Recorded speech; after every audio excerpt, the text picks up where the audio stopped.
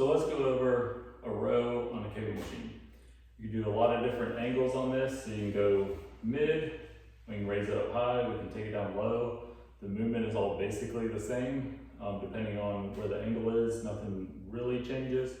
The setup, the way it's performed, the engagement is all basically the same as it's going to be for the mid position as it would be for a high or low. You're just pulling off of those different angles.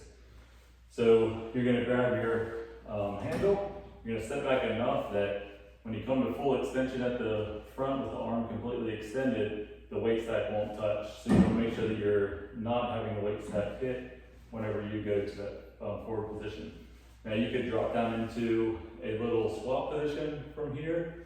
If you want to engage the legs a little bit more, get a little bit more unstable with your base, you can go into a split stance where most of the weight is on that front leg. The core has to work a little bit harder because we're not as stable as we would be if we had our feet together. So it doesn't matter as far as the upper body part of it goes, but the lower body can adjust a little bit and then the weight will change depending on whether you have two legs or one leg. But I'm going to go into split stance now. So my front leg is loaded, the heels are into the floor, my toes are grabbing the floor, so my hamstring glute is engaged, and then I'm keeping the core nice and tight, so I'm pulling the belly button and the spine. We're at full extension, so we're reaching out, we're allowing that shoulder to come forward. We're going to drive from the elbow, we're going to pull the cable straight back, really squeeze those shoulder blades together, so we're getting a nice spread through the chest when we come back, and we're just thinking about driving the elbow. We don't want to think about the hand or the handle. We want to make sure we're not turning the wrist in, so we're keeping our wrist nice and straight. We're going to come back to full extension, allowing that shoulder to go forward, and then we're driving the elbow, coming back, real hard squeeze.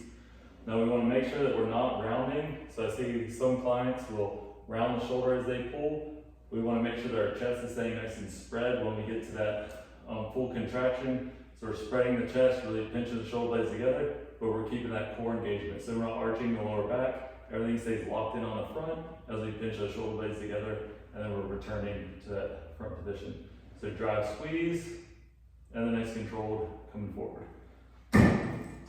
So like I said, you could do mid, lower, upper. The movement is all basically the same. We're just changing the angle a little bit, which will impact the muscles that are worked, but for the most part, it's all going to kind of target those same muscles as we will on that mid row. If you have any questions, just reach out.